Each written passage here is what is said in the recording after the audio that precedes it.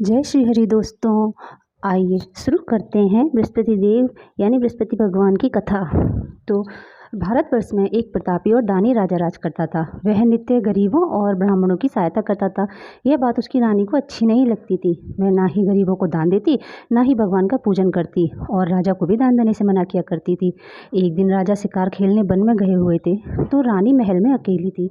उसी समय बृहस्पति देव साधु वेश में राजा के महल में भिक्षा के लिए गए और भिक्षा मांगी। रानी ने भिक्षा देने से इनकार किया और कहा, हे साधु महाराज, मैं दान पुण्य से तंग आ गई हूँ। मेरे तो पति सारा धन लुटाते रहते हैं। मेरी इच्छा है कि हमारा सारा धन नष्ट हो जाए, फिर ना रहेगा बांस और ना बजेगी बांसुरी। साधु ने कहा, देवी तुम तो बड़ी विचित्र हो। धन संतान तो सभी चाहते हैं, पुत्र और लक्ष्मी तो पापी के घर भी होने चाहिए। यदि तुम्हारे पास अधिक धन है तो भूखे मनुष्य को भोजन कराओ, प्यासों के लिए प्याऊ बनवाओ, मुसाफिरों के लिए धर्मशाला खुलवाओ, जो निर्धन अपनी कुमारी कन्या को विवाह नहीं करा सकते उनका विवाह करा दो। ऐसे और कई काम हैं जिनके करने से तुम्हारा यश लोक और परलोक में फैलेगा, परंतु रानी पर उपदेश का कोई प्रभाव ना पड़े। वो बोली, महाराज आप सबको मुझे कुछ ना समझाएं, मैं ऐसा धन नहीं चाहती जो हर जगह बांटती फिरूं। साधु ने उत्तर दिया, यदि ऐसी तुम्हारी इच्छा है तो तथास्तु, तुम ऐसा करना कि बृहस्पतिवार के दिन घर को पीली मिट्टी से लीपना, पीली मिट्टी से सिर धोकर स्नान करना, बट्टी चढ़ाकर कपड़े धोना।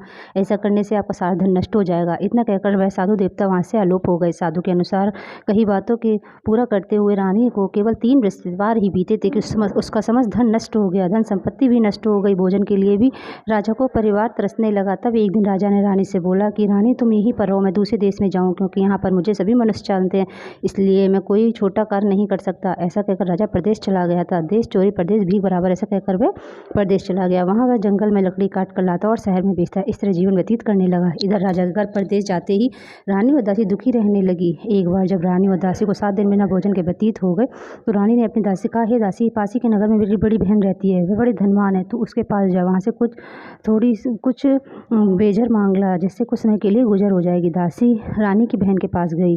उस दिन गुरुवार था। उस रानी की बहन उस समय बृहस्पतिवार की कथा सुन रही थी। दासी ने बहन को देखा और रानी का संदेश दिया, लेकिन रानी की बड़ी बहन ने कोई उत्तर नहीं दिया। जब दासी को रानी की बहन ने कोई उत्तर नहीं दिया तो वह बहुत दुखी हुई और क्रोध भी आया और रानी के पास आकर बोली कि हे रानी,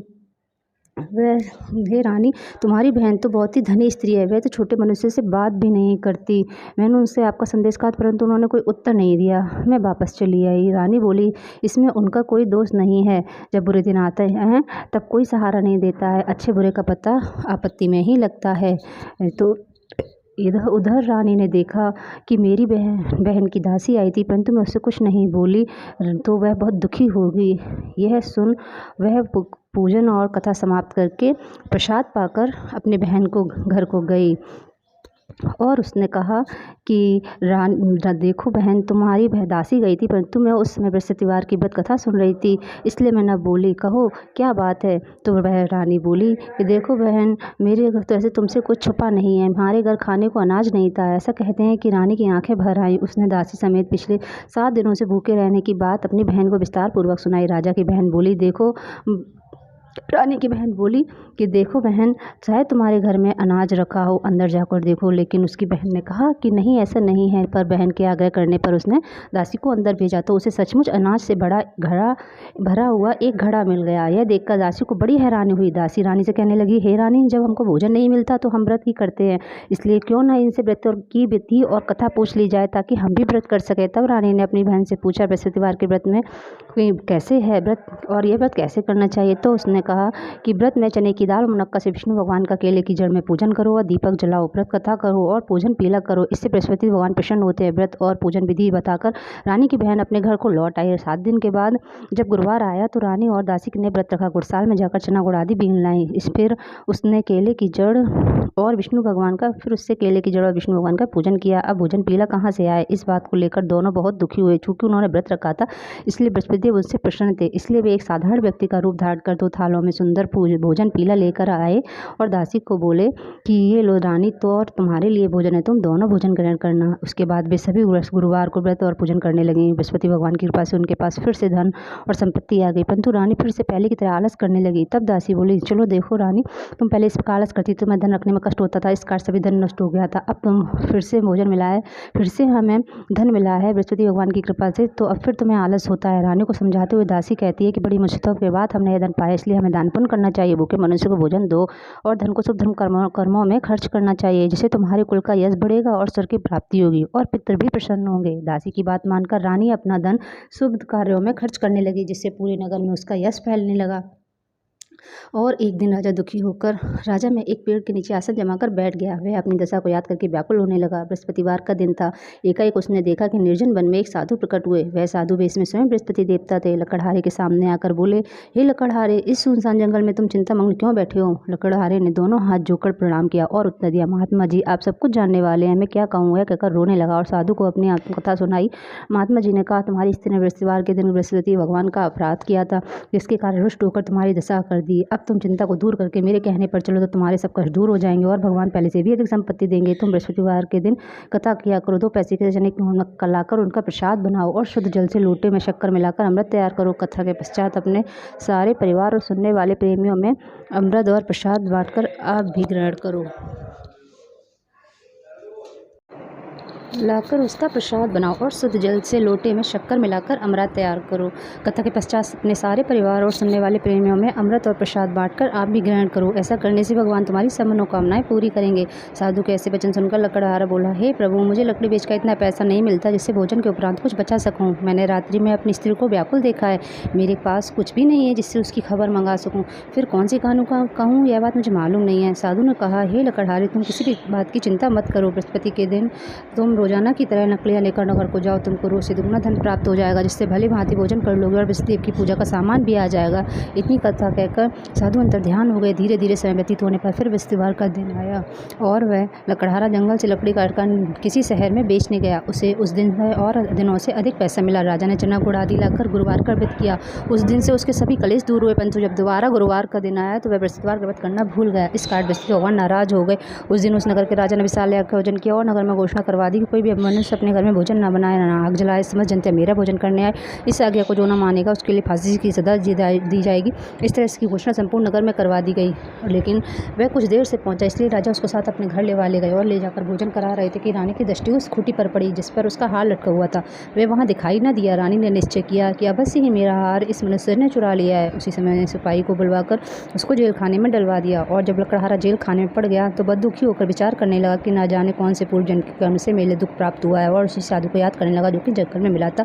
उसी समय तत्काल बृहस्पति साधु के रूप में प्रकट हो गए और उसकी दशा को देखकर कहने लगे, अरे मूर्ख, तूने बृहस्पति देवता की कथा नहीं करी, इस कारण तुझे दुख प्राप्त हुआ है। अब चिंता मत कर, बृहस्पतिवार के दिन कारागार के द्वार पर 4 पैसे पड़े मिलेंगे, उनसे तू बृहस्पति की पूजा करना, तेरे सभी कष्ट दूर हो जाएंगे। बृहस्पतिवार के दिन उसे 4 पैसे पड़े मिले। लकड़हारे ने कथा कही। उसी रात्रि को बृहस्पति ने उस नगर के राजा से स्वप्न में कहा, हे राजा, तुमने जिस आदमी को जेल खाने में बंद कर दिया वह निर्दोष है, उसे छोड़ देना। रानी का हार उस खूंटी पर लटका है, अगर वह उसे नहीं छोड़ा तो तुम्हारे सारे नगर को नष्ट कर दूंगा। और उसने उसको फिर राजा ने उसको छुड़वाया और उसको सुंदर वस्त्राभूषण देकर विदा किया और क्षमा मांगी। बृहस्पति के अनुसार राजा लकड़हारा अपने नगर को चल दिया। राजा जब नगर के निकट पहुंचा तो उससे बड़ा आश्चर्य हुआ। नगर में पहले से भी अधिक बाग, तालाब, कोई धर्मशाला, मंदिर आदि बन गई। राजा ने पूछा, यह सब किसका बाग और धर्मशाला है? तब नगर के लोग सब लोग कहने लगे, सब रानी और दासी के हैं। तो राजा को आश्चर्य हुआ और गुस्सा भी आया। जब रानी ने खबर सुनी कि राजा आ रहे हैं तो उन्होंने ब्रांदी से कहा, ये दासी, राजा हमको कितनी बुरी हालत में छोड़ गए थे, हमारी ऐसी हालत देखकर लौट ना जाए, इसलिए तू दरवाजे पर खड़ी हो जा। राजा के अनुसार दासी दरवाजे पर खड़ी हो गई और राजा आए तो उन्हें अपने संदर्भ वाला। तब राजा ने क्रोध करके अपनी तलवार निकाली और पूछने लगे, ऐसा बताओ तो मैं धन कैसे प्राप्त हुआ है? और तो रानी कहने लगी, ये सब धन हमें बृहस्पति के प्रभाव से प्राप्त हुआ है। राजा ने निश्चय किया कि 7 रोज बाद तो सभी बृहस्पति का पूजन करते हैं, परंतु मैं रोजाना दिन में 3 बार खाने का करूँगा और रोज व्रत किया करूँगा। अब हर समय राजा के दुपट्टे में चने की दाल बंधी रहती तथा दिन में 3 बार खाने कहता। एक रोज राजा ने विचार किया कि चलो अपनी बहन को हो आए। ऐसा निश्चय कर राजा घोड़े पर सवार हो अपनी बहन के यहाँ को चलने लगा। मार्ग में उसने देखा कि कुछ आदमी उर्दू को लिए जा रहे हैं। उन्हें रोककर राजा कहने लगा कि लगी, अरे भाइयों तुम मेरी बृहस्पतिवार की कथा सुन लो। वे बोले, लो हमारा तो आदमी मर गया है, इसको अपनी कथा की पड़ गई है।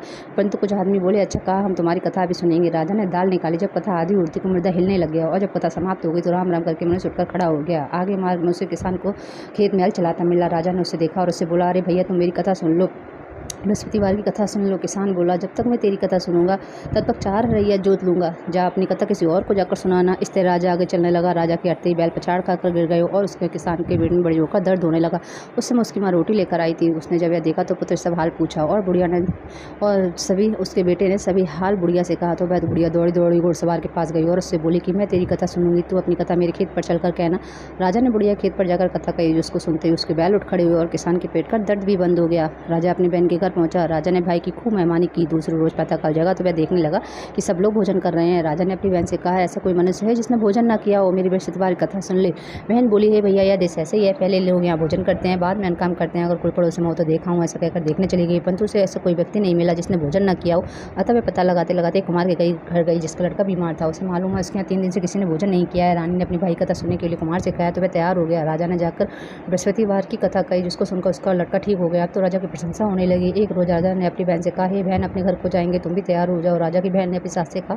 सास ने कहा, हाँ चली जा, परंतु अपने लड़कों को मत ले जाना क्योंकि तेरे भाई की कोई औलाद नहीं है। बहन ने अपने भैया से कहा, हे भैया मैं तो चलूंगी परंतु कोई बालक नहीं जाएगा। राजा बोला, जब कोई बालक नहीं चलेगा तब तुम क्या करोगे। बड़े दुखी मन से राजा अपने घर को लौट आया और राजा ने अपनी रानी से कहा, हम निर्वंशी राजा हैं और देखने का धर्म नहीं है और कुछ भोजन आदि नहीं किया। रानी बोले, हे प्रभु विष्णुदेव ने हमें सब कुछ दिया है, हमें पुत्र भी अवश्य देंगे। उसी रात बृहस्पतिदेव ने राजा से अपने कहा, हे राजा उठ, सभी सोच त्याग दे, तेरी रानी गर्भ से है। राजा की बात सुनकर बड़ी खुशी हुई। 9 महीने उसके गर्भ से एक सुंदर पुत्र पैदा हुआ। तब राजा बोला, हे रानी स्त्री बिना भोजन के रह सकती है, बिना कहीं नहीं रह सकती। जब मेरी बहन आए तो तुम उससे कुछ मत कहना। रानी ने सुनकर हाँ कर दिया। जब राजा की बहन ने समाचार सुना तो बहुत खुशी बधाई लेकर अपने भाई के यहाँ आई। तो रानी ने कहा, घोड़ा चढ़कर तो नहीं आई, गधा चढ़ी आई। राजा की बहन बोली, भाभी मैं इस प्रकार न कहती तो तुम्हें औलाद कैसे मिलती है। बृहस्पति देव ऐसे ही हैं जिससे जिसके मन में कामनाएं सभी को पूर्ण करते हैं। जो सद्भावना पूर्वक बृहस्पतिवार का व्रत करता है, पढ़ता है, सुनता है, दूसरों को सुनाता है, बृहस्पतिदेव उसकी समस्त मनोकामनाएं पूर्ण करते हैं। जैसी भावना से रानी और राजा ने उनकी कथा का गुणगान किया, उस तरह हम सभी की इच्छाओं को भी पूरा करना। बोलो विष्णु भगवान की जय, बोलो वीर भगवान की जय। दोस्तों अगर कथा अच्छी लगी हो तो एक लाइक और चैनल को सब्सक्राइब जरूर कीजिएगा। राधे राधे, जय श्री कृष्णा।